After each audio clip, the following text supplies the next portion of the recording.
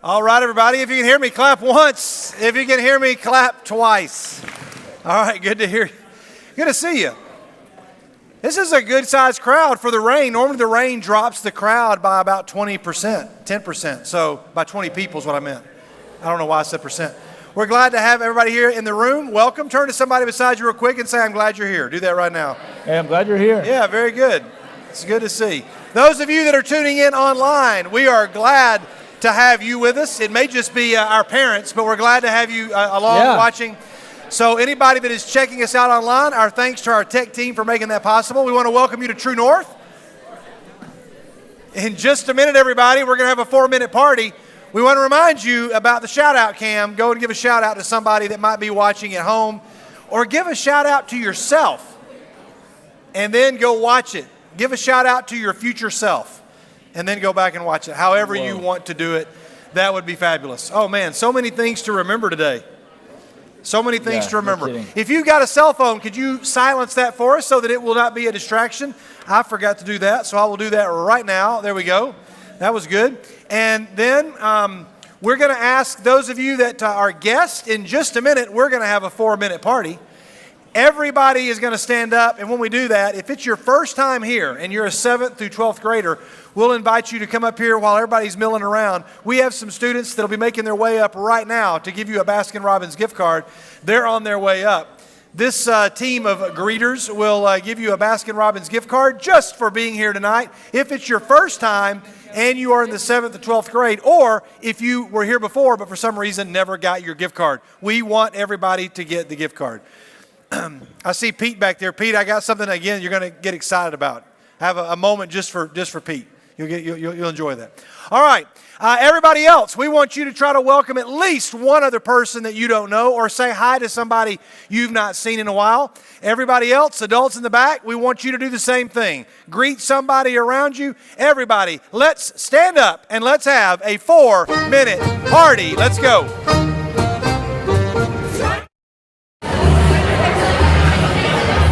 Any Weezer fans in the audience, you're so cool.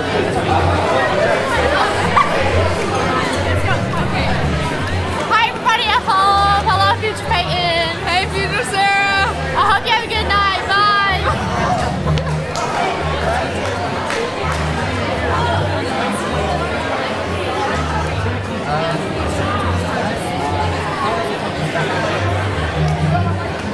Hey guys, welcome to True North. So we're continuing our T222. 2T22. And this week's chapter is First Peter 4, so if you haven't read that yet, there's still plenty of time to do that. Yeah, there's plenty of time left in the week to get that done. Yeah, I've been enjoying my time in that chapter. What about you, Dave? Yep. Oh yeah. So I'm glad you're tuning in. I can't wait to see what Skid has to say in his next chapter of PANOPLY. So stay tuned to see what that's back. All right. See ya.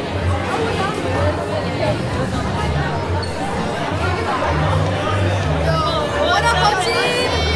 Bro, we miss you. You gotta come back to church, bro. Who are we giving a shout out to? Hudson. All right, Hudson. They miss you. Show them your sad Hudson's not here face. There you go. Hey, everybody, happy 2222 Groundhog Day. We want to welcome you to True North. If you're watching online, we miss you, and we look forward to seeing you again here. So Hudson and everybody else that might be watching, come and join us. Lots of fun things planned for tonight. We'll see you in just a minute. So next week. All right? Hello.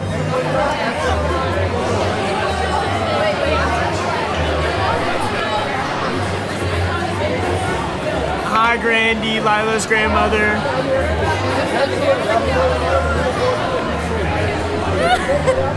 Hello, Sharon. I love you. Bye.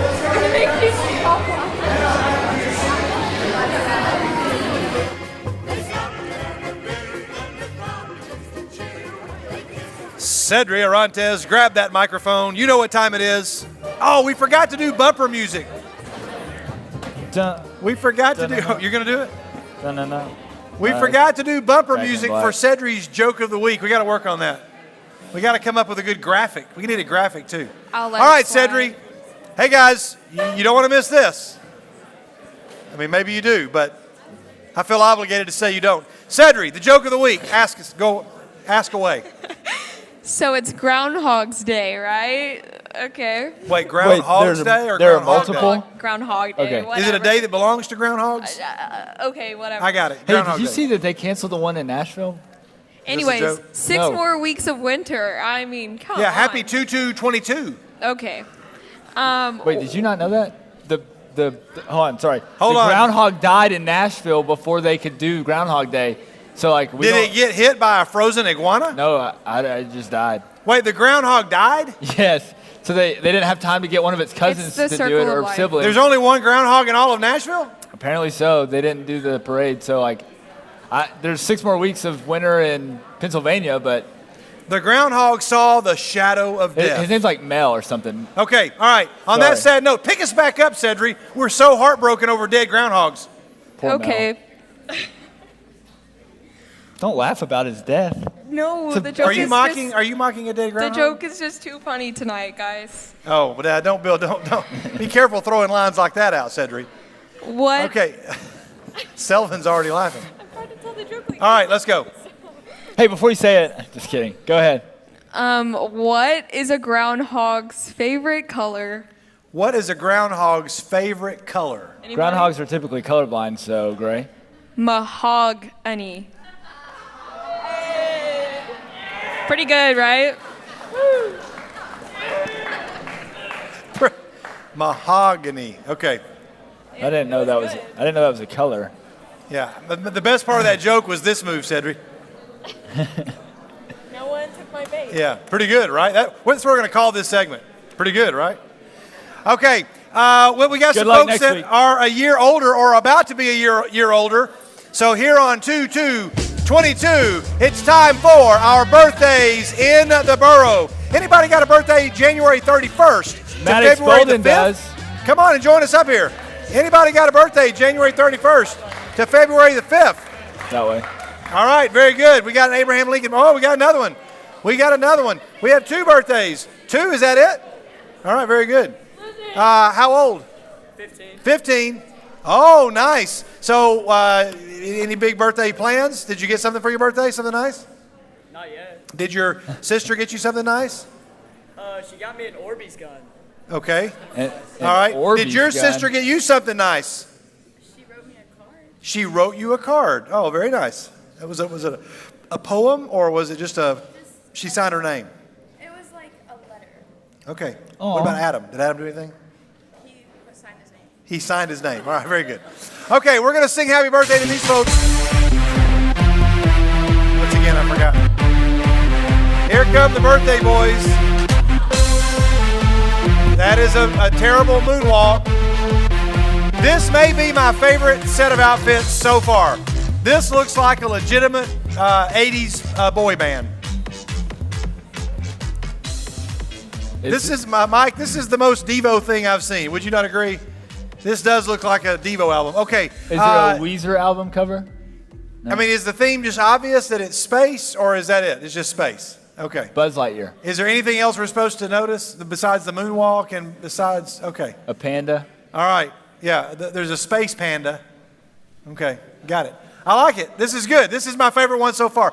We're going to sing happy birthday to these folks here. The way we do it in the NBYG is with 3 simple words. And those words are, you're still cool. And it goes like this. You're still cool. Everybody say happy birthday. Good job. Enjoy your Band-Aids. All right. Thanks, birthday boys. There we go.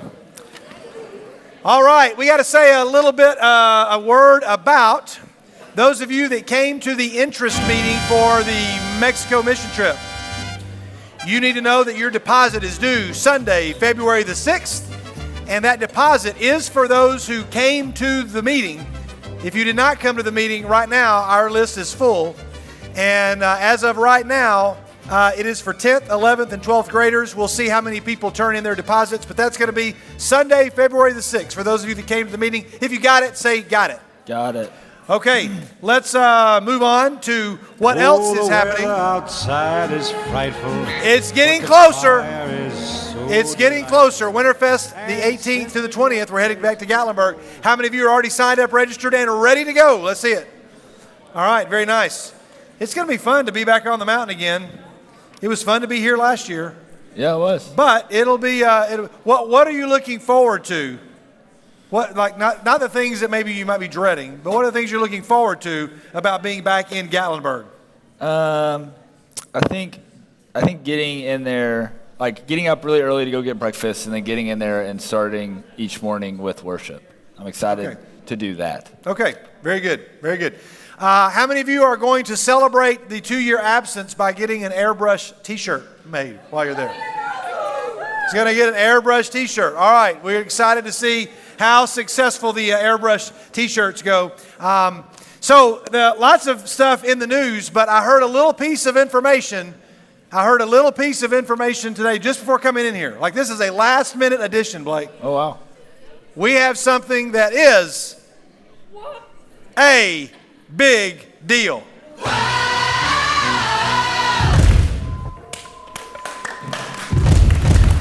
No, you almost missed it. All right, this is exciting news. Hey, Emma, come on up here. Come here. Emma, grab that microphone over there. Grab that microphone. So, Emma, you are on the Oakland track team. Yes. Correct?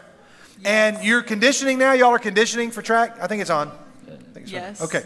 Everybody's always afraid of the microphone. Like it's going to do, like it's going to shock them. They look at it like you're just talking to it. You're on the track team, and you're in practice today, and the coach gave a challenge. What was that challenge? The challenge was to see if the girls could beat the guys in a 50-meter dash. A 50-meter dash? Yes. Girls versus guys. How many guys are we talking about? It was like all of the guys sprinters, so probably like, I don't know, like 15 to 20. Okay, these are all the guy sprinters. Yeah. You decide to enter this competition. Yes. And tell us what happened. And it was like 20 guys, and then it was me, and then there was like a line, and a guy was standing right there to see like who was going to win, and I beat all of them. You beat all of the guys, the male sprinters at Oakland. Pretty impressive. And then they had to do what as punishment? They had to do 10 burpees. 10 burpees. All right, very good. And they're like, that's never going to happen again. All right, that's pretty impressive. Yeah. Emma's fast. Emma is fast. That right there is, I think, a massive deal. It's a big deal. Oh, that's it.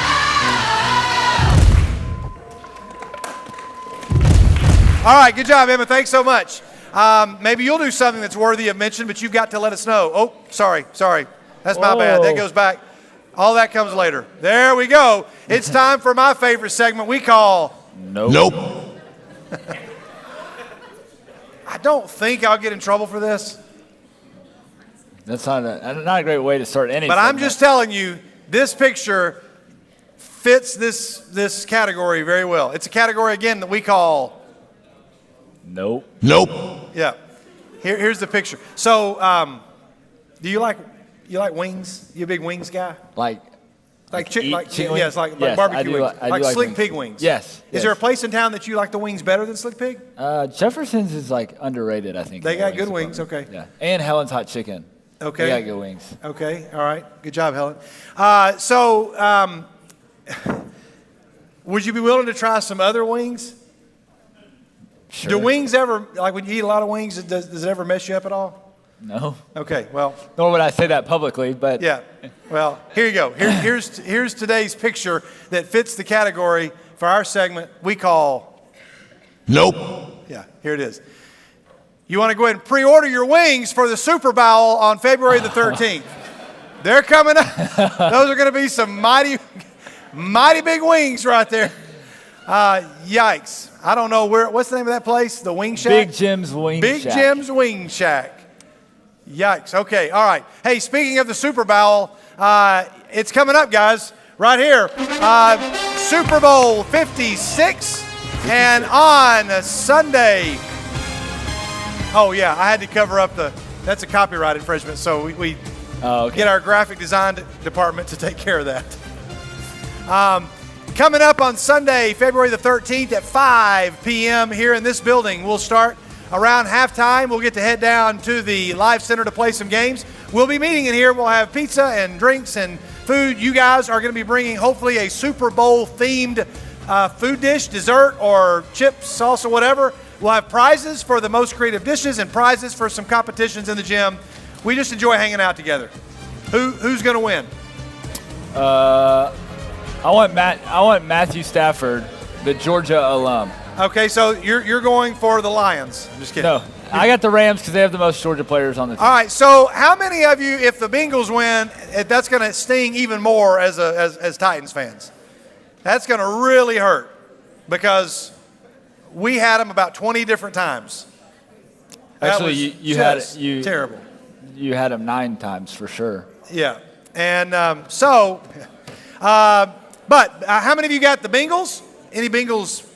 Not fan. Maybe there are Bengals fans. You're a Bengals fan. All right. What about any Rams fans? Who thinks you don't like the Rams? Oh, you just said yep really loudly because you could. Okay. Yep. All right. So we're going to watch the game here on February the 13th. That'll be fun. Okay. It's time now for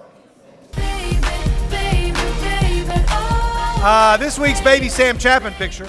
Remind me to tell you something later. Okay. All right, here we go. There it is. There it is. That's a good one.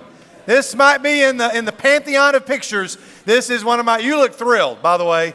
You look thrilled to be in that costume. Where is Lynn here? Lynn, yeah. Did you make this? But you love this, right? It was adorable. Do what? Did Kate ever wear this? Was it a hand-me-down? Okay, yeah. Well, we might see a picture of that as well. That was good. Was that your favorite of all of Sam's Halloween costumes as a child? It wasn't. Can you get us that picture of the best Halloween costume? Sam, without saying it out loud, do you think you know what it's going to be? Okay, don't tell us. But we're going to see it. Was he a baby or is this going to be older? Who knows? Keep us in suspense. Last year. There we go. All right, it's time to move on now to this news here. This is exciting. All around the world. Come on up, guys. Grab the mic. To the beach, Will. What happened Wait, to Will's him? looking something up on his phone. You got like a script? I actually have something to read from Michael Bowen. You have notes? Oh, you have a text from Michael Bowen. I have a text from Michael Bowen. Who All right, let's see it. Let's hear it. These are more words you said up by okay. yourself than ever. What did you just say? Don't worry about it. I was not listening. These are more words. Yeah, I got it. Oh, okay. St. Rose is ready, but we are ready. Whoa, time out.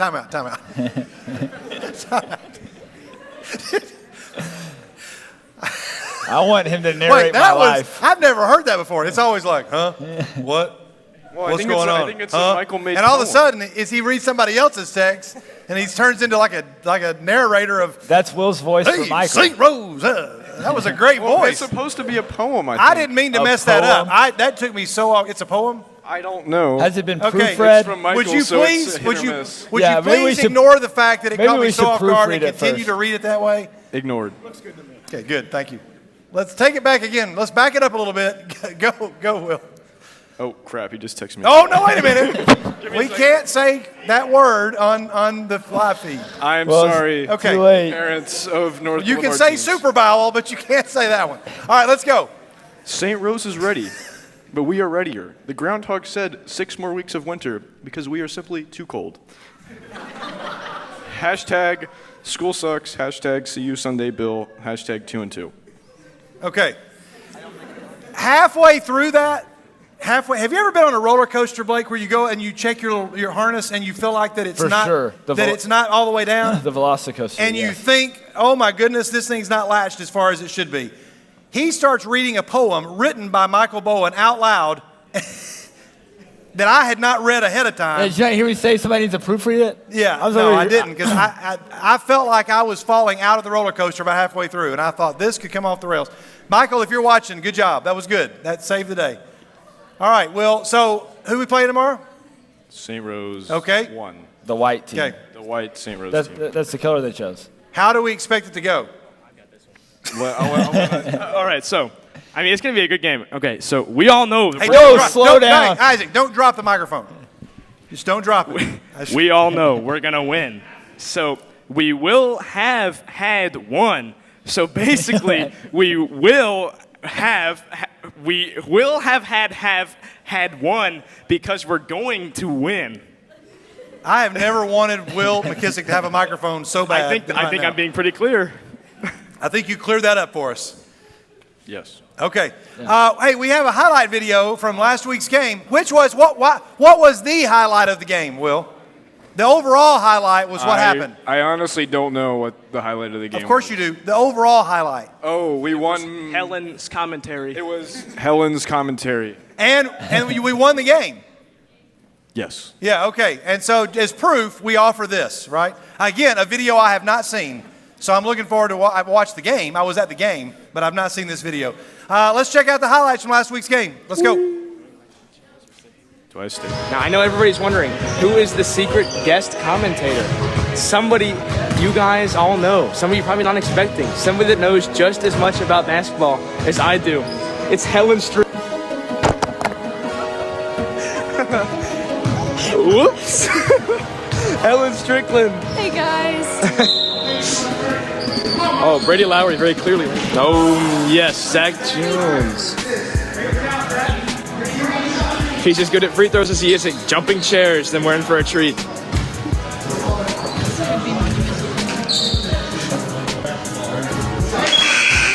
Massive.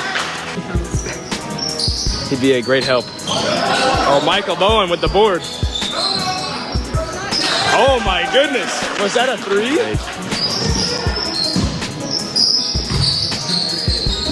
Oh, massive shot from Michael Bowen.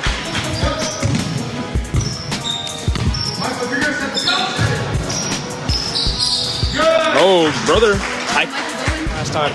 Well, so far things are going a whole lot better. We'll find out that the halftime 14-6. It's looking good. I like it. I agree. How's it look from the other side of the stadium over there? Further away. Do you know how long halftime is? We got 7 minutes left. Okay, they're finally using the timer. I was supposed to do the halftime show, but they forgot to bring my keyboard. Oh, we've got a foul. Yeah, even I didn't know who the guest was. McKissick with the free throw point. Yeah! With the other free throw point. What's everybody's favorite movie? That is massive. With the three. Exactly. Beautiful shot from Cooper. Thank you, Cooper Grubbs. All right, Slater's ready. Slater's ready. Oh, Slater versus Brady. Matchup of legends right now. When worlds collide. If Slater dunks, what we get is ejected from the league. So let's hope Slater does not dunk. That is against the rules. I believe the church league rules are no cussing, no dunking, and no women. Very based. Okay, look. I don't know if you saw that, but Brady went around Slater because he's afraid of Slater. I agree, Mike Jones. Oh, thank you. No, Chapman is not here right now. Hello to our new. Oh, there goes Michael. Oh, Michael gets us some points. All right. Oh, yes. Oh. Okay. All right, Blake. Do we have any closing remarks? Get out of my way, Cooper. Do we have any closing remarks? Well, first of all, I'm super excited that Helen's here with us. That was a great surprise. Secret guest. So I guess she's got to come back because we won on the night she was here. Yeah, we played great. A lot of guys got some significant playing time. Zach got a start. A lot of guys got their first church league basket, and so that was a big deal. Slater got a lot of plates on. Yeah, Slater almost broke the backboard, but we'll get into that one night. A lot of when things go right, a lot of things that were wrong kind of get fixed. So we're excited for next week. That's true. So thanks for being here. Should we try to find Wyatt Bear? I reckon actually. Wyatt. You know, Sam Chapman wanted to interview with Sam. Oh, hi Sam.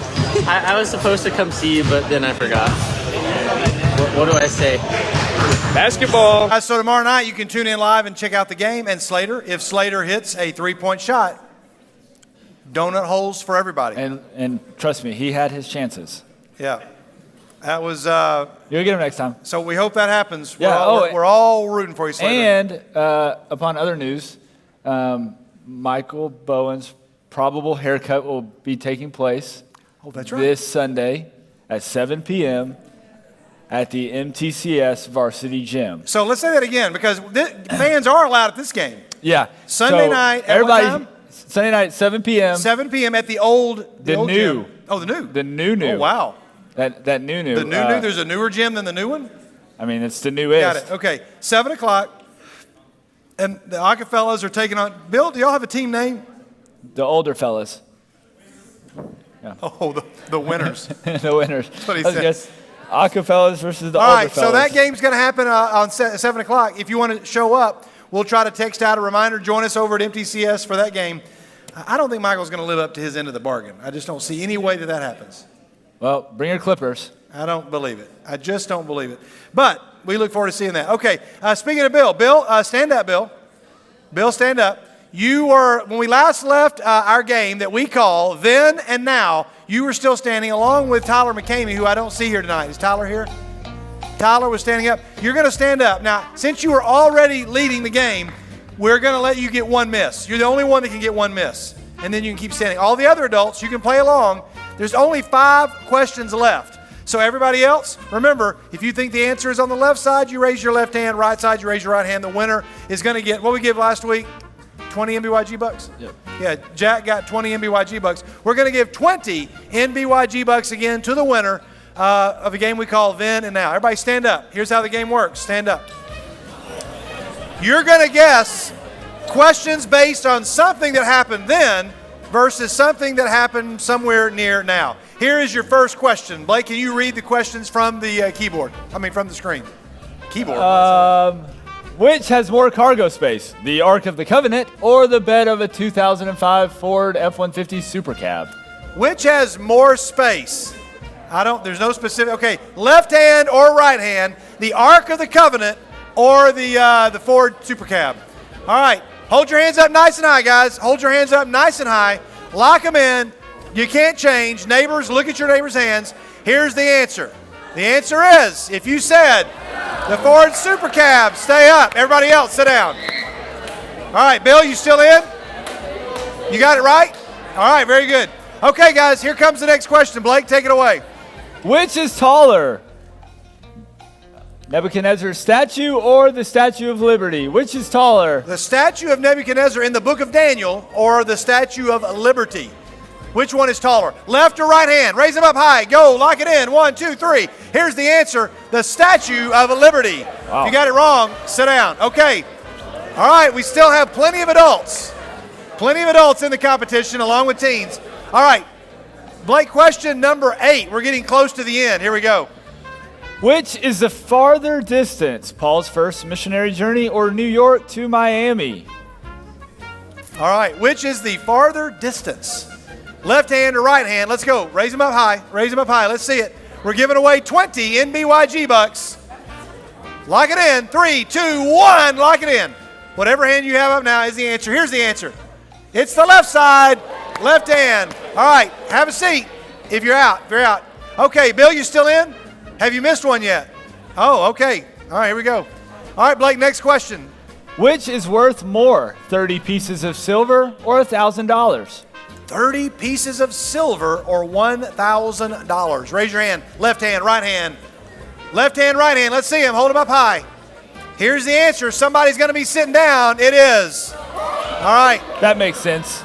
The 30 pieces of silver are worth everything, so. If you had your left hand, you're still up. Okay. Bill, you still got it. Okay. I think there's only one more question. Uh-oh. And then there is a tiebreaker. The tiebreaker is going to settle it for us. Oh. Here we go. Which is bigger, the Ark or the Titanic? The Ark or the Titanic? All right, let's go. Raise them up. Left hand, right hand. Let's go. Lock it in. Titanic got hit by an iceberg. The Ark. Lock it in. Lock it in. 3, 2, 1. Freeze. You got them locked in. Here we go. The answer is the Titanic. Sit down if you got it wrong. Whoa. Sit down. Oh, whoa. That took him out. Case, you're last man standing. All right. Nice job. Go back there. Vicky's got your 20 NBYG bucks. Pretty impressive. Woodbury won the whole thing. All right. We have 2 adults left. Just you 2 guys? No misses. Wow. All right, then here we go. You get 10 NBYG bucks for either one of your grandchildren, Merv, whichever one you like the most. And Bill, you have 10 NBYG bucks to give to a teen of your choice. Okay? If you you could put it in, what is it, a bond? You can put it in a bond for Jack. That's right. Oh, good. Yeah, that'll work. Or Kate. Or Kate. Or Luke. Or Luke. Okay. Jack is just going to be the first one to get Hey, here. here's the answer. Here's your tiebreaker question. Methuselah lived to be 969 years old.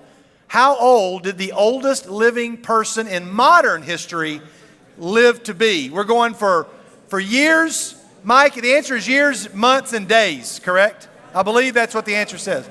All right. So you guys are going to give us a guess, and whoever gets closest, one of you is walking away with 10 NBYG bucks.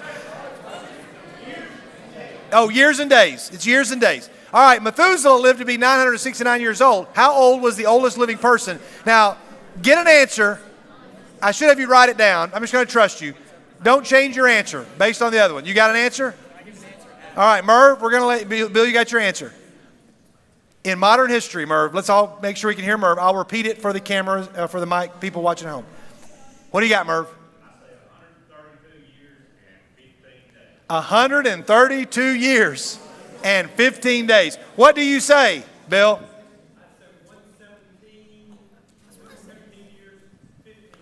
Okay, I don't remember the answer, and I don't know that I'm going to be able to do math in my head really quickly. 117 days, 132 days, years, 122 years, and 164 days.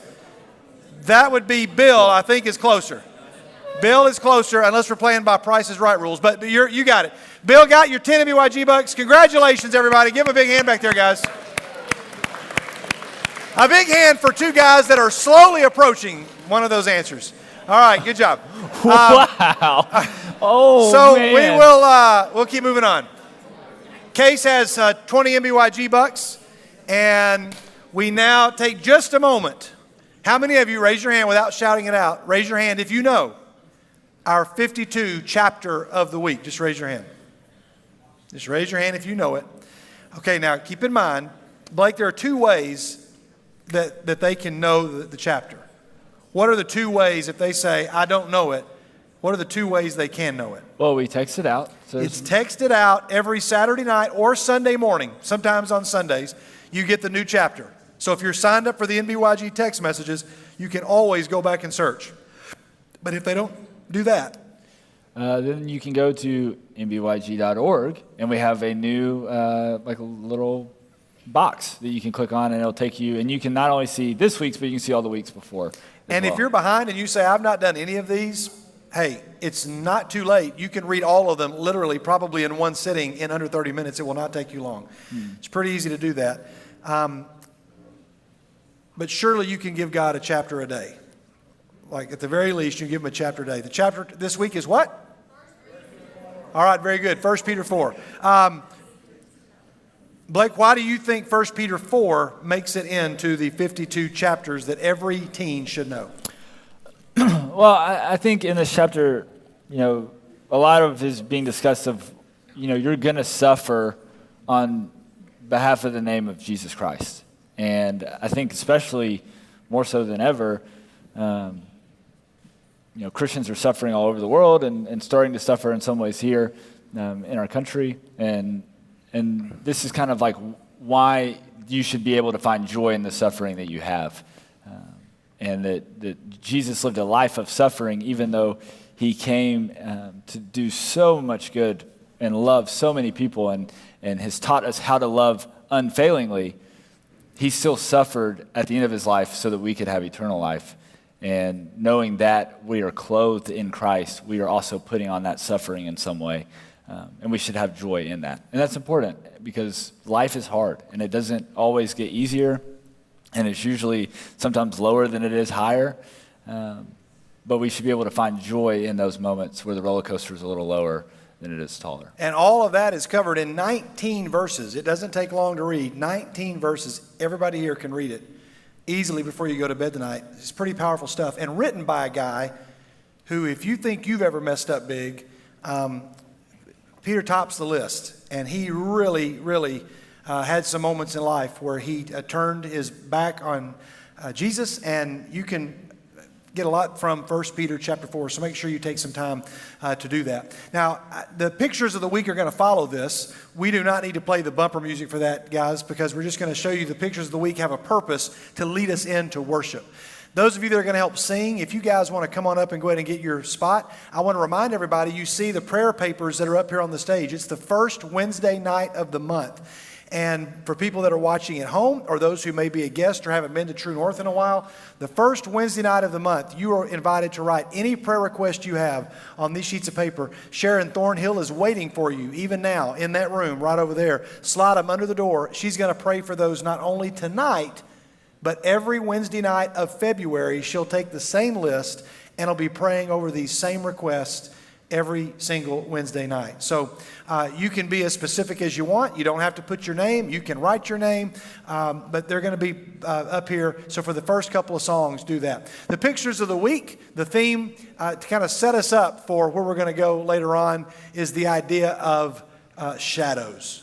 I was thinking about shadows, and in the room, Blake, I didn't prepare you for this question.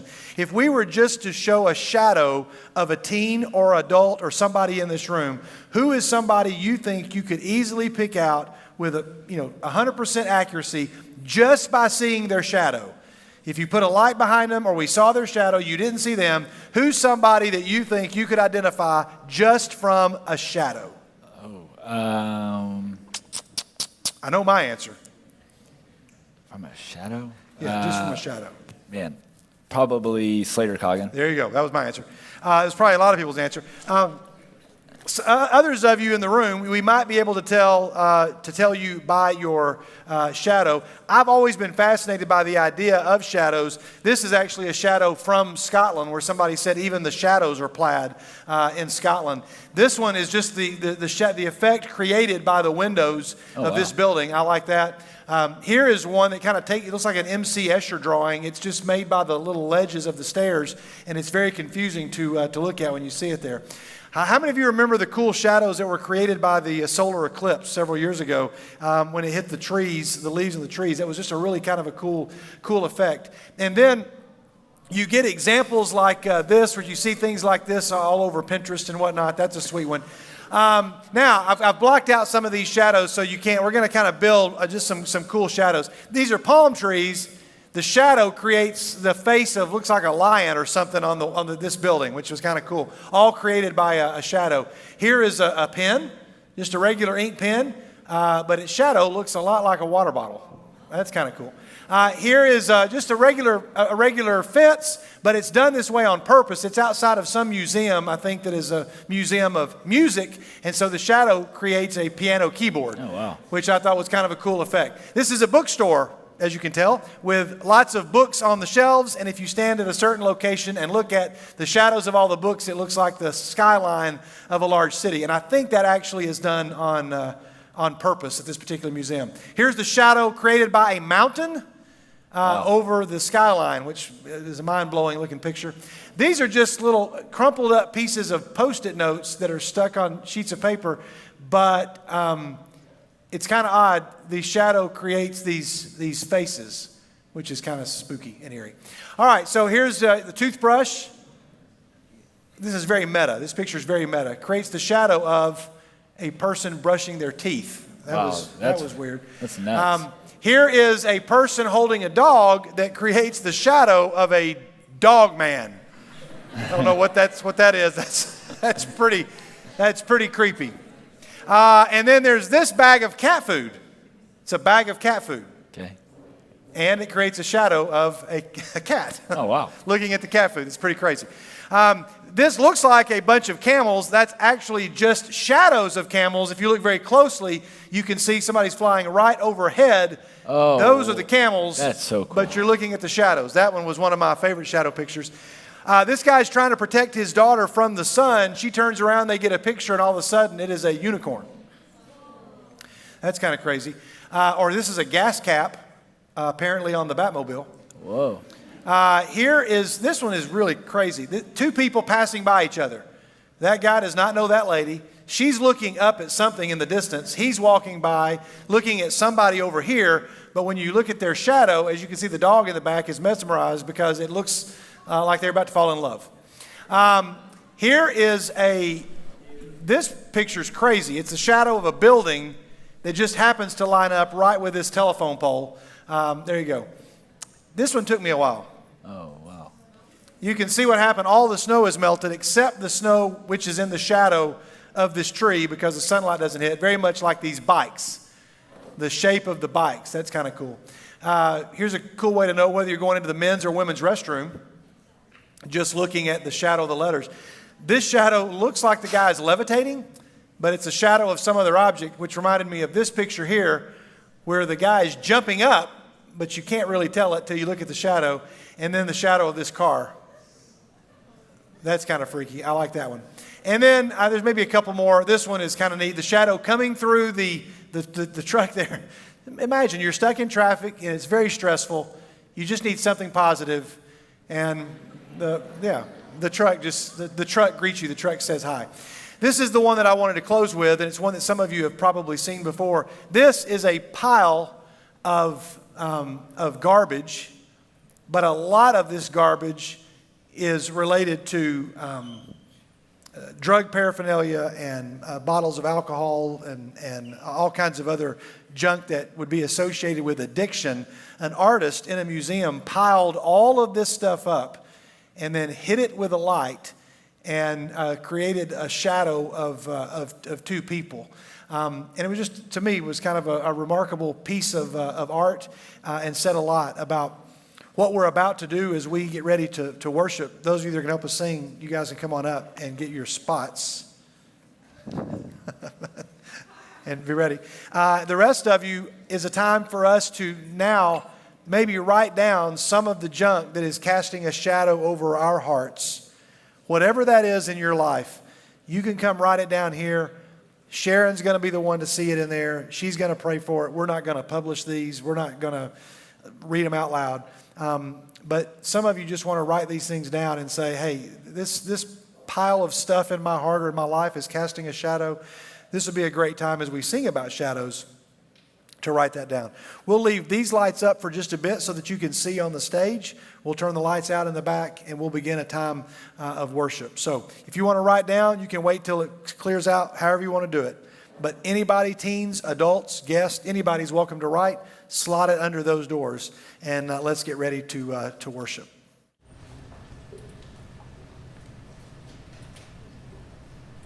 Let's all stand together. And feel free to come up. I be away, O Lord. I be away, O Lord. In the day of trouble, in the shadow of your wings. I be away, O Lord. And give me your peace, O Lord. Give me your peace, O Lord.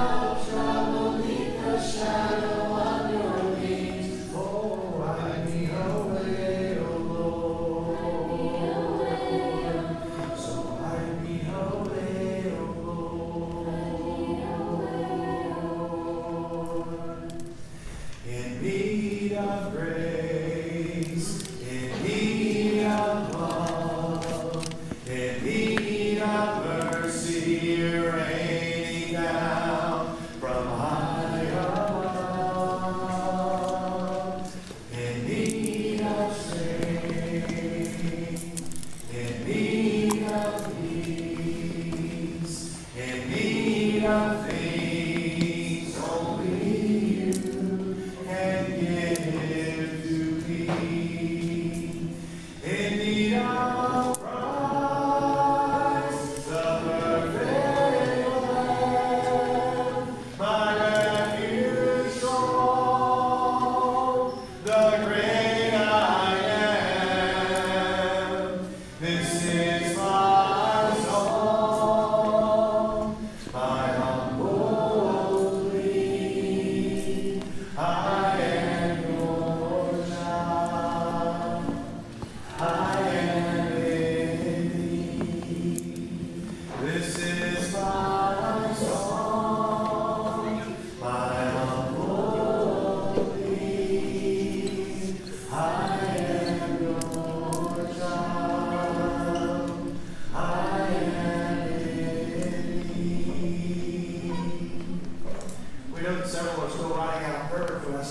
routinely, about once every couple months or so, we sing this song, an older song, Jesus Let Us Come to Know You. And we traditionally have asked you to do the following. We'll have the ladies, we'll start off singing in just a minute. Guys, we'll have you sit down. And while you're sitting, you'll have just one chorus of the song to lift up that person who will one day be your mate, Lord willing, that you one day are married. That person is somewhere now, doing something somewhere, and now would be a great time to just pray. God, wherever they are, I just want you to begin to prepare their heart and to keep preparing their heart for the time that we meet, whatever that is. And then, second verse, guys, you'll stand up and you'll sing. You'll have to carry the song. While the ladies will invite you to sit down and say a prayer. And then we'll all stand up and we'll sing a chorus together. And my moms and dads, you feel free to stand up with the boys or girls and just pray for your own spouse, or to pray for the mate of your child or children. Or if you just want to stand and sing a song, you're certainly welcome to do that. But we're going to ask the ladies, if you all will just, the guys, if you'll just have a seat, ladies, stay standing. I'll get you started, and then we will quietly trade places. And just have a moment to sit and to lift that person up now. Let's sing. Jesus, let us come to know you. Let us see you face to face. Touch us, hold us, use us, mold us. Only let us live in you. Ladies, could we see it? Gentlemen, you'll stand up. Let's sing, guys. Jesus, draw us ever nearer. Hold us in your loving arms. Wrap us in your gentle presence. When the end comes, bring us home. Let's all stand together. Jesus, let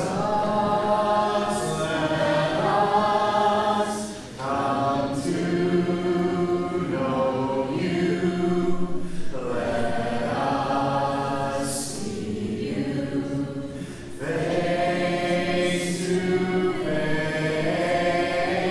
Touch us, hold us, use us, mold us. Only let us live in you. We're going to sing one more song tonight before we get into our teaching. We'll ask the ladies to start us off, and then we'll all join in at the appropriate time. Ladies?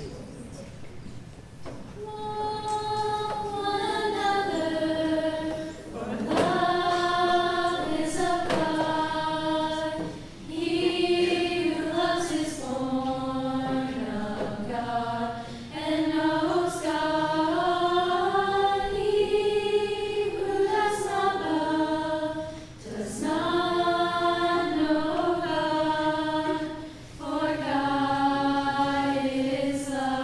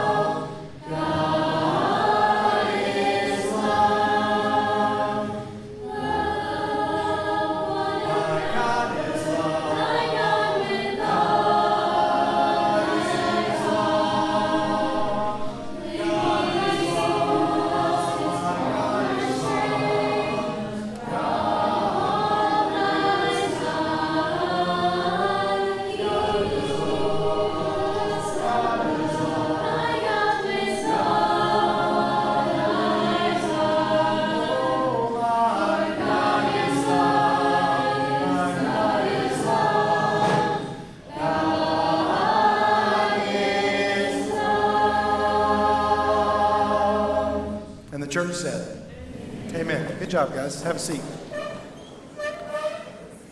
It's always a blessing to worship alongside you, to listen to you sing.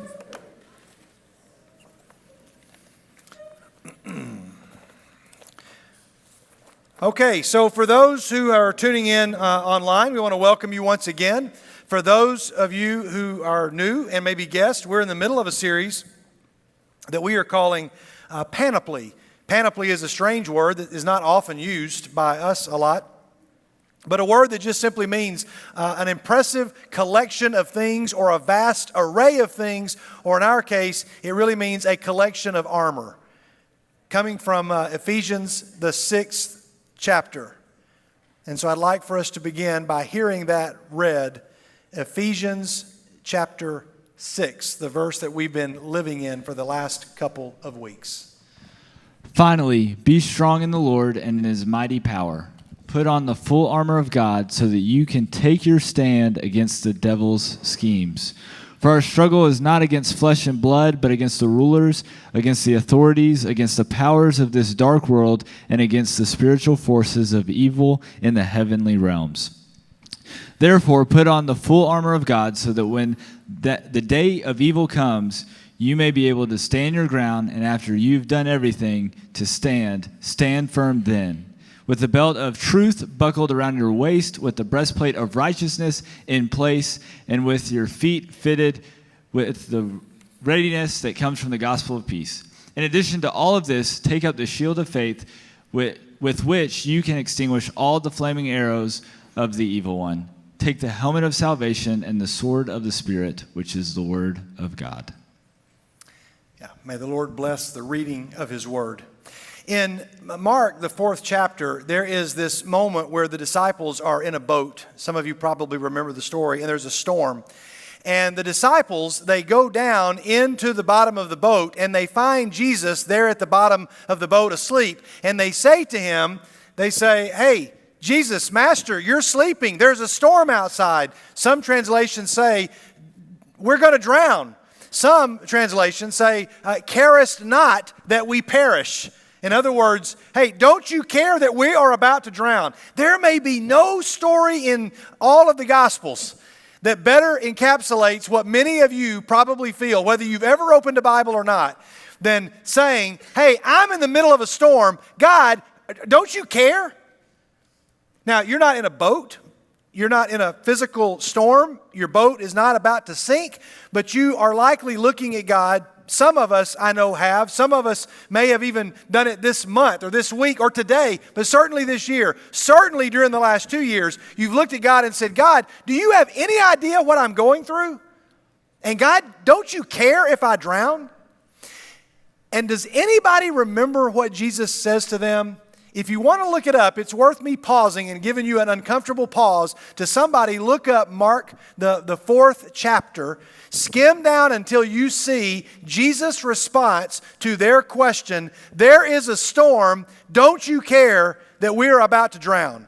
If you have it, just raise your hand when you have the question that Jesus asks them. Just raise your hand up when you have it. I know it's going to take some time to look it up. I wouldn't expect you to know the answer, although somebody might.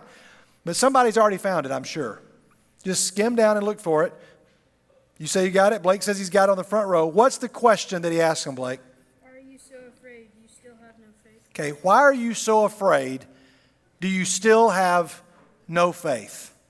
So why are you afraid? He doesn't say, hey, Blake, you just need more faith. He doesn't say you need to increase your faith. Like your faith is here, you just need more of it. If you have more of it, you won't be so afraid. He doesn't say you need to increase or get more faith. He says, where is your faith? Like, hey, don't you have faith? Then where is it? Go get it and put it on. I want you to think about faith in this case is not something that you just have to increase or turn the dial up, but faith is something that he says, you have faith. Where is it? Put it on. Because in the storm, when the battle shows up, remember the armor? There's how many pieces of armor, everybody? Easy question. How many pieces are we looking at? 6 pieces of armor. Great. There's something unique about these 3 and about these 3. We've already covered this. These first 3, what about them? Raise your hand. I can't hear if you just whisper it. Somebody say yes, Max. A soldier wears them at all times. What 3 pieces are those? He's going to have a belt. All right, we're going to look at, we'll call them the sandals or his boots, okay, like the sandals of peace, we're calling it, okay? His shoes, his belt, and there's one other piece that he's going to have on at all times. His breastplate. Those three things he's going to have at all times. The other three he's going to take up. Somebody over here, when do the other three come into play? There's three more. In a time of war or a time of battle. That's when you're going to need your helmet and your sword and your shield. Three pieces you should have on all the time. And he says, hey, where's your armor? Imagine, those of you who play football, some of you guys, who plays on a football team, it doesn't mind me using you for just a second. Okay, Brooks, you play football, all right? Imagine you show up for the game. It's Friday night. You show up for the game. You have left all of your pads at home. You've left your helmet at home. You've got, all of the shoulder pads. Everything's at home in a bag. You show up. You're like, hey, don't worry, coach. I'm still good to go. Is there a chance you're going to get to play? And everybody in the whole team is going to know, like, you're not suited up. Like, why are you not suited up? Well, I forgot my stuff. Your coach is going to say, where is your, not just your uniform, but he's going to say, where are your pads? Now, especially in a sport like football, but in other sports as well. Imagine showing up if you're a race car driver. You show up and then you don't have any of the protective clothing. Like, you're not going to be able to get in the car. You've got to have that protective clothing. And this is what Jesus is saying. He goes, hey, there's a storm. Well, then where's your faith outfit? Don't you know you're supposed to have that faith outfit that I gave you? Go and put that on. And so I want us to think about that in that term for just a minute, because some of you, even right now this week, you are in some sort of emotional storm. Maybe not a physical storm, but you are in an emotional storm. My guess is it's quite a few. I've had several conversations this week with parents or teens or friends who are in a variety of emotional storms. And some of them have even said to me, I don't think God cares that they're drowning. They didn't use those words, but we looked at Mark 4 with a couple of them. And so I talked to some of them and I said, hey, let's look at this word, panoply. Some of these folks were not from our group, so they didn't know this word. And we talked about this word, what it meant, and we looked at this armor of God. Remember, Paul is in prison, in house arrest, writing this story. He's writing this letter, and he's writing a metaphor, and he says, I'm going to use armor as a this is kind of like that. And so he starts talking all about it. He says, because I want you to be able to take your stand. Because remember, way back at the beginning of the series, some of you have said things, I can't stand this. I can't stand it. And the first thing that we are supposed to put on to take our stand against the devil's schemes, that very first piece of armor was what? Somebody remember? You got it. Say it louder. The belt of... Now, why is it that he associates, if we had the armor and the words over here and you had to do kind of a matching like you used to do in school, or maybe you still do, you have to draw a line from one to the other and you say belt. Let's see, it's going to go over to truth. Why does he match the belt with the truth? Remember, we said because the belt literally holds everything up, and in a suit of armor, a belt holds everything together. It holds the breastplate in place because they're attached. It will sometimes hold the shield and the sword. It holds everything together. I don't know how many of you remember this, but this is a list I found there's a box in my car that I keep of notes and things that I keep meaning to file, and I never get around to it. But this was sitting near the top. It slid off the other day when I turned to avoid, hitting somebody, and I turned and I heard a bunch of stuff slide over. I went to the back of my car and I pulled this out, and I remember this list that you all made. You may not remember all of it, and I'm going to have to go through it really quickly. But I asked you to identify what is the lie that you listen to the most that is the loudest. This was a couple of semesters ago, and you wrote them down on little sheets of paper. Here's the lie. This is the lie that I listen to. You didn't just make them up. You didn't just say, these are lies that people I know listen to. You said, here's the lie that I listen to. These are all answers. I don't have names attached with them, so don't worry. There's no need to run from the room.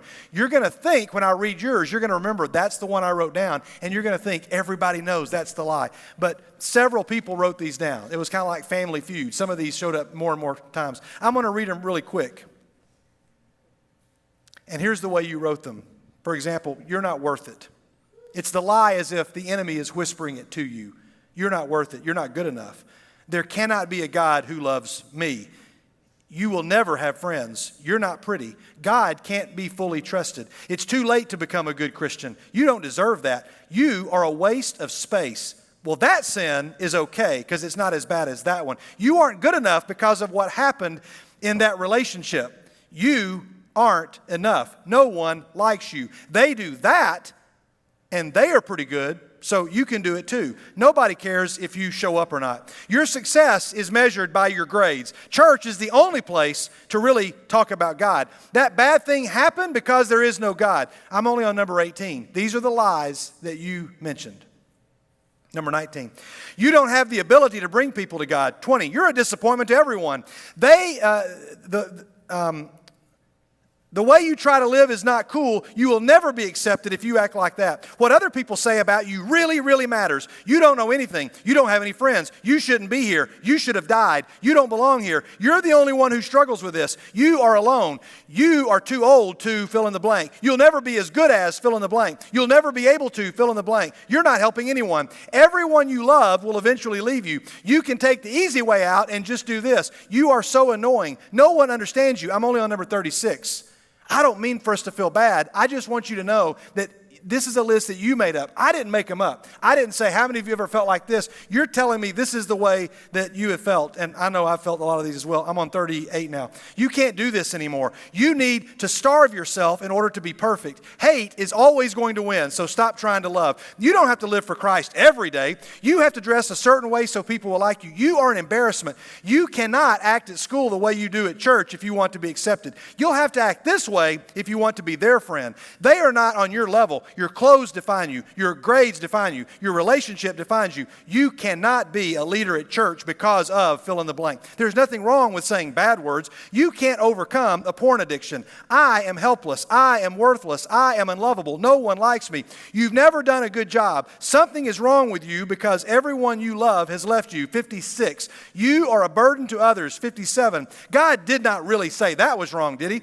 58, I'm good for nothing but causing pain for everyone that I love. Number 59, you are not worth it. And number 60, look at what's happened to you. It's clear that God does not care. God, there's a storm and I'm sinking and you don't seem to care. I've held on to this list because I cried over this list because I know that when people wrote it, they weren't just trying to write an answer. They were writing down a lie that they really have felt and fallen for. And that's why Paul starts off with, you've got to put on the belt of truth. Because without it, everything else falls apart.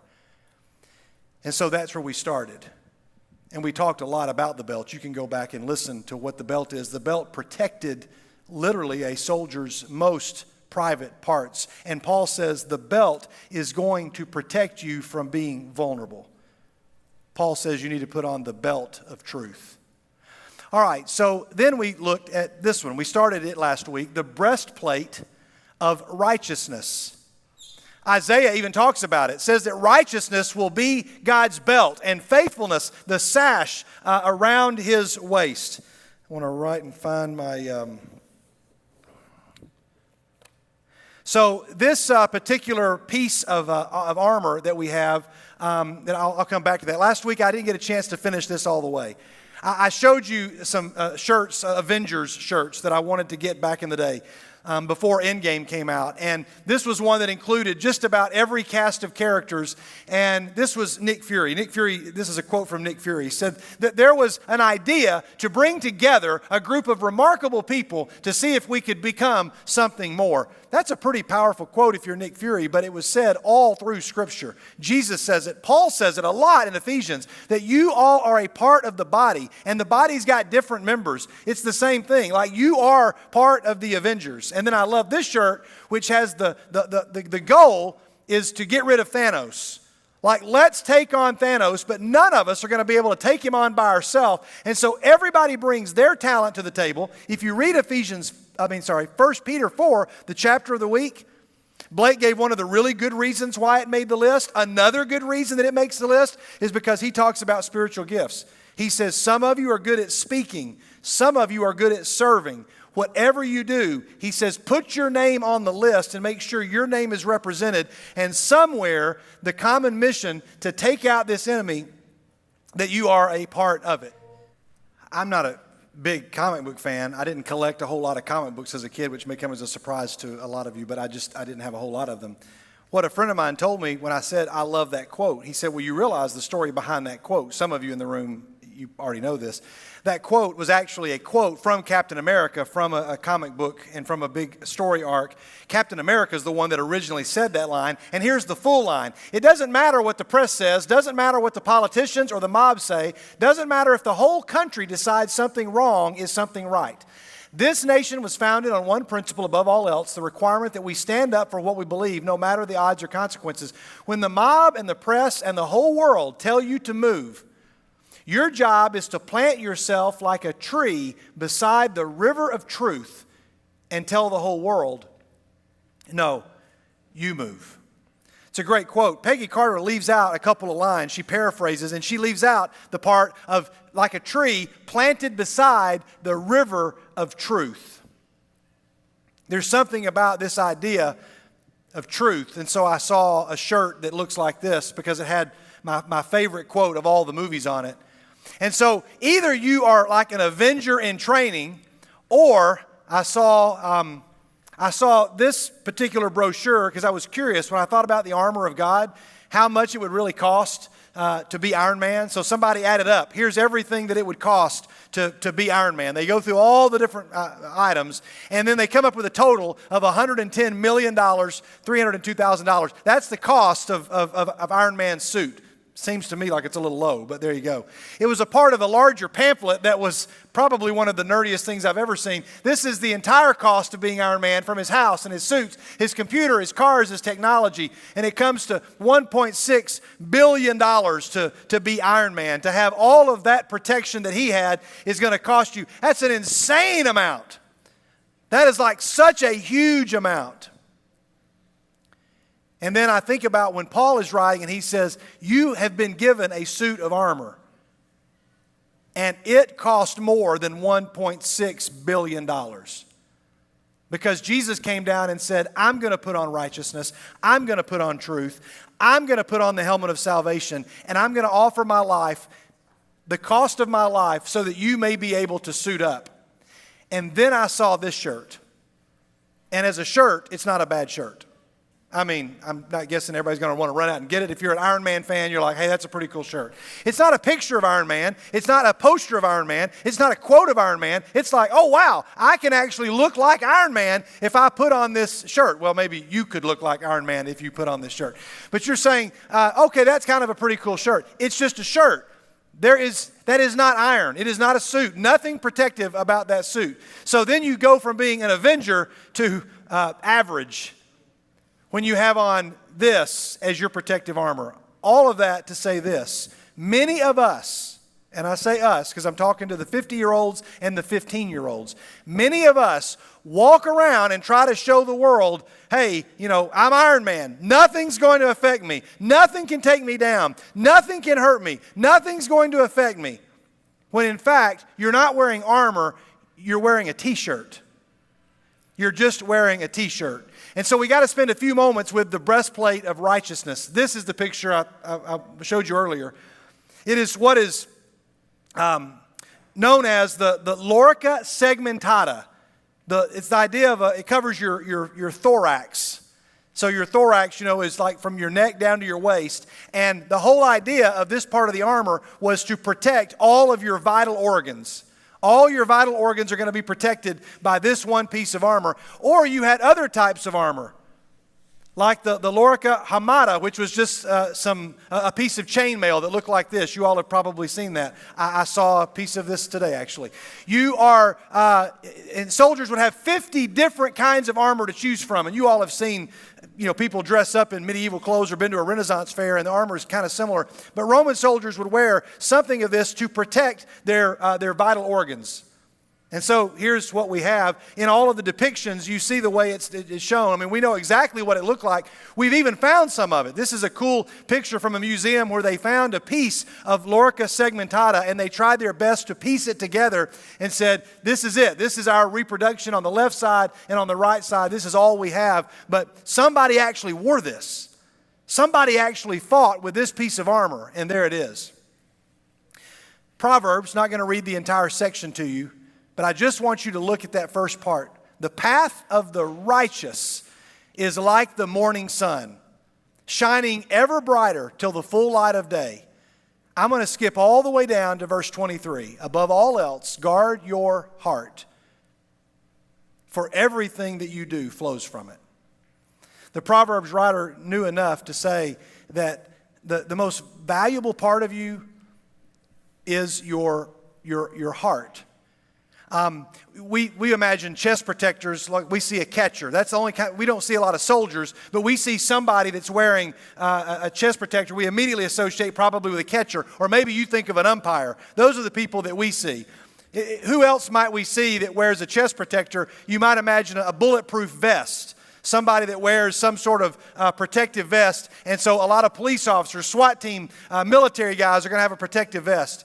When I looked up chest protector and just hit go in Google, here's the image, the first page that came up. And most of these, some of them are for catchers, but most of these are chest protectors for motocross riders. And some of you in the room know what's involved in this and why you should have a chest protector on. This is probably more my speed right here. This is what I would associate when I think of a chest protector, and I think of all of the cool stormtroopers from Star Wars. All of these guys are protecting their heart.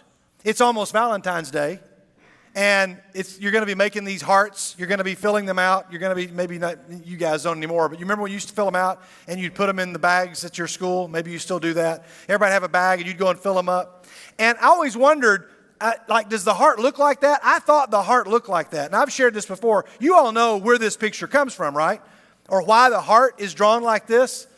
The heart is drawn like this because somebody a long time ago realized that essentially what love is are two hearts coming together. So they took two actual human hearts, and when you place them together, this is what it looks like. And so this is where we get our picture of the Valentine. I almost said the Halloween heart. That was morbid.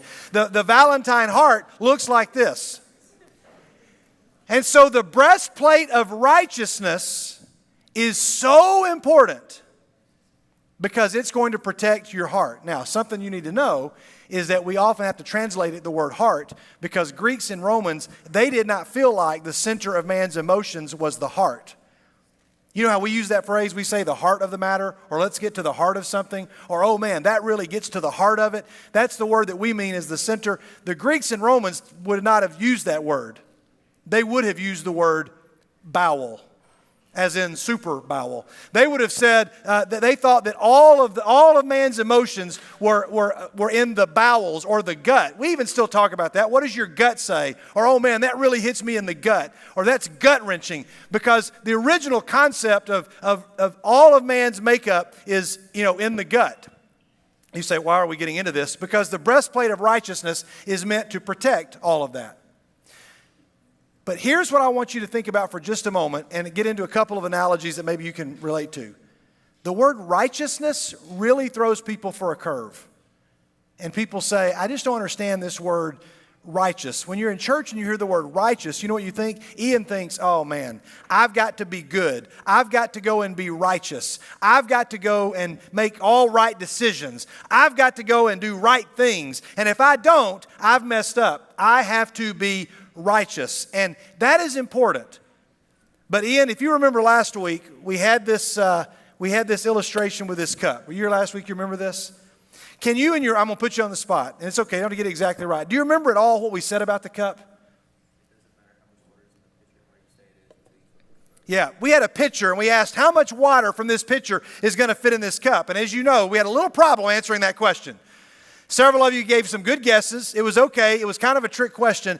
Nobody thought to say, well, are you going to turn the cup over? I didn't say that. I just started to pour it, and they were like, well, wait a minute. If you got to change the cup. Otherwise, no water is going to go into this cup because this cup is not right side up. It's not righteous. It's not in right standing. It's not standing rightly, to be kind of grammatically incorrect. You have to go like this, and then the cup can be filled up. Now, the cup is not doing anything right to be filled up.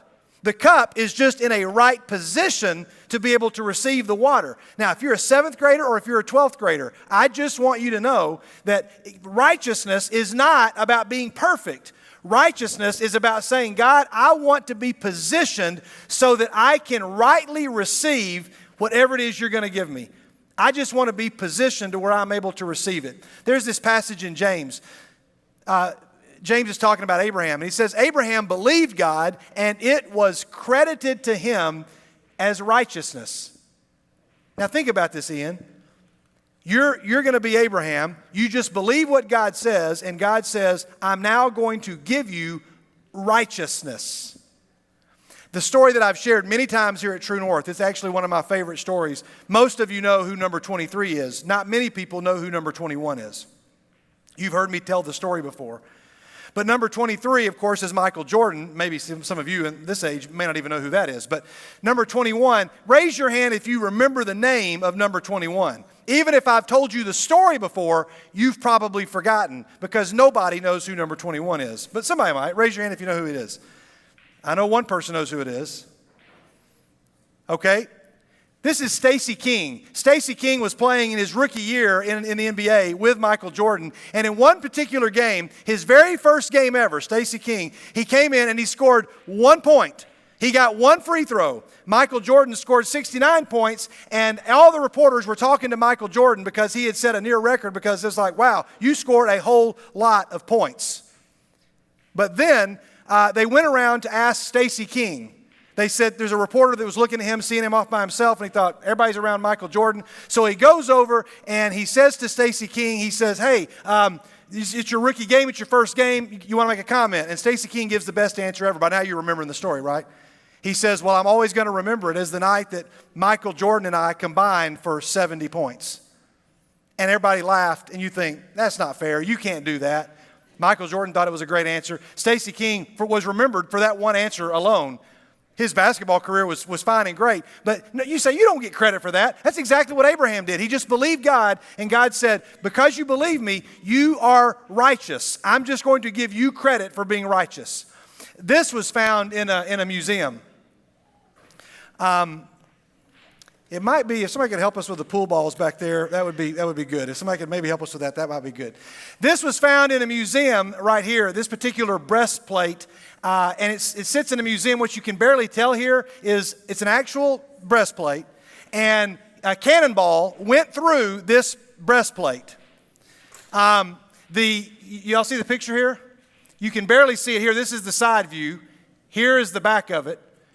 A cannonball, somebody gets awful close to a cannon, and it goes completely through, and you're like, well, why are you showing us that? You tell us to put the breastplate of righteousness on, and then you got this going on. That's because this kind of breastplate, this isn't what he's talking about. That's not going to protect you from everything that you face.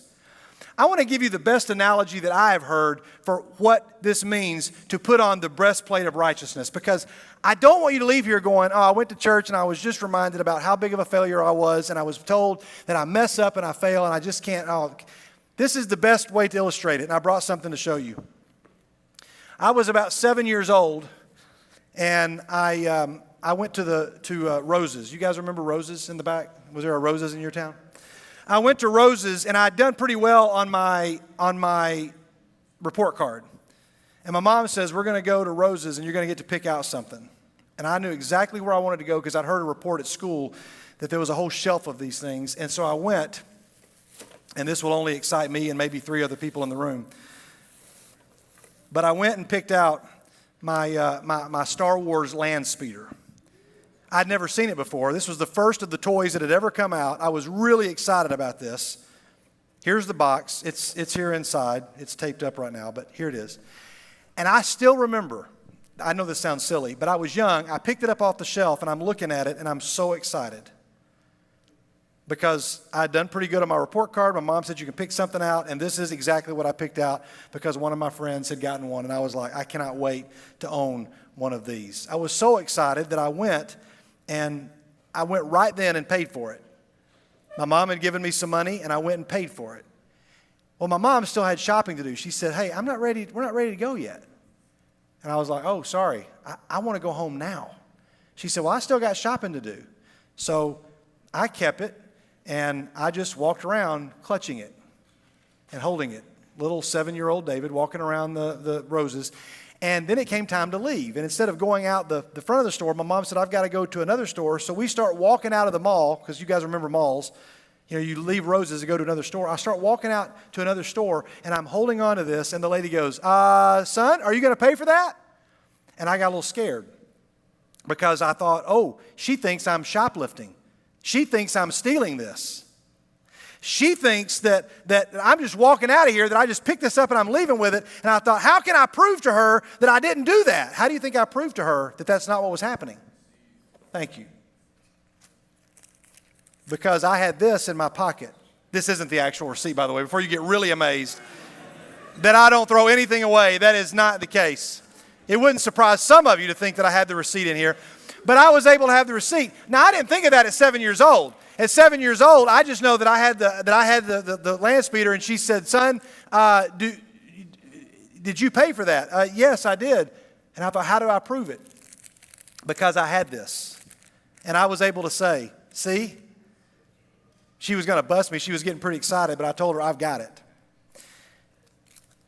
I don't know if this makes sense, but I want one person over here who's willing to be our volunteer, who's willing to help us out. Okay, you've helped us out a couple times. We've used Peyton quite a few times. We've got, okay, all right, very good. Lexi, stand up. Good job.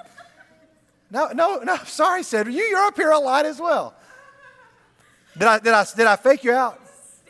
Oh, well, Lexi's sitting behind you. All right. Hey, real quick. So, Lexi, this is going to be, I want this to sink in. Because of all the things that I need you to understand about tonight, this is the most important. And Lexi volunteered, so I'm not picking on her. And I don't want her to feel uncomfortable in any way. She's representing any of you, guys or girls or adults in the room. Lexi, when I read this list of 58 lies, I'm not going to ask you to identify or answer anything but yes or no. Do you remember the night that we made this list? Were you here when we made this list a long time ago? You remember it? When I read this list, do you remember, I think that's probably the one that I wrote down. You don't remember? Okay. How many of you did remember yours? How many of you heard yours and you still remember, like you remember specifically writing it down? Okay, I thought you might. Lexi, you don't remember the one you wrote down, but you do remember probably a moment where you thought, oh yeah, yep, felt that. Oh yeah, felt that one. Now, obviously, don't be ashamed to answer that question because everybody in the room, there's like, out of 58 of them, some people are like, I was like 51 for 58. Some of you was only a few, but most of us, it was a lot of these. And over the course of your life, Lexi, it's going to be almost all of these at one time or another. And so, guys, as we wrap up tonight, this breastplate of righteousness, Lexi, it's very tempting for you to say or think, I have to be perfect. When I go before God, I have to show that I have got on this breastplate of righteousness to show him how good I am, and then he will have to let me into heaven. And God says it doesn't work that way, Lexi. It's not about you giving God your righteousness. It is about God giving you his righteousness. And when you're walking through life and Satan whispers one of those lies, and I'm speaking to everybody, not just Lexi, and Satan says to you, hey, Lexi, and Satan gets your attention, and you go, what? And he goes, hey, who do you think you are? Like, you can't claim this truth or this blessing or this peace, or you can't claim that. Who do you think you are, Lexi? Like, that's not yours. You don't own that. You can't just walk out with this. Like, what have you done to get this? And you think, oh, wait a minute. And then you pull out a receipt.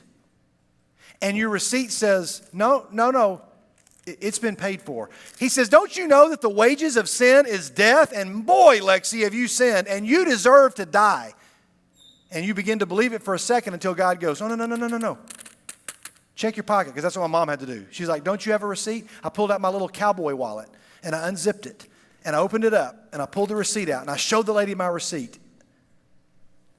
And I still remember the look on her face when she was like, oh, I'm so glad you weren't trying to steal that. Okay, good job. Enjoy it. Satan doesn't do that. He's like, Lexi, this promise of God, you don't deserve that. And you hold this up and you go, but I've got a receipt. It's already been paid for. That is what righteousness is. Righteousness is a receipt that says to the enemy, hey, I'm not perfect. I only scored 1 point. But God did this. And because I believe him, he's going to credit me with righteousness, and I get to walk out with 70 points. But you didn't score. I've got a receipt that says different. Righteousness is your receipt that says the price has already been paid for every dumb, stupid thing that Lexi has ever done. I just need to make sure that some of you understand that tonight. Because some of you, the enemy is saying, you're walking out claiming something that is not rightfully yours. And you have to remind him, I have the righteousness of God. Thank you, Lexi. We're going to pick back up on this. I wanted to get to the other armor, the other piece of armor, and we didn't get a chance to get to it tonight, but we'll look at it next week. I know that we are slowly working our way through this armor, but it's so important because like the disciples in the storm, I don't know that some of you fully understand. You have been given the armor, and God says when the storm hits, you've got to put it on, but you've got to put it on long before the battle starts. Because if Brooks waits until the middle of the first quarter to put on the armor, or if he waits till the kickoff to put on the shoulder pads, he's not going to be effective.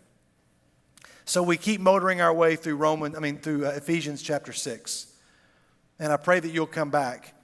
And I pray that you know that you've got a receipt, especially those of you who have put on Christ. Next Wednesday night, where's Emily? Is Emily still in the room? Emily Hudson. Is Emily still in the room? She's back there. Emily is going to be baptized next Wednesday night following True North. You can go ahead and cheer for that. We're all going to be invited to join her next Wednesday night. She has friends and family coming next week, and we look forward to that. Emily, next week, you're going to get your receipt that says you now have the righteousness of God because you said, I believe in him. And he's going to say, you only scored 1 point, but you're going to get credit for all of them.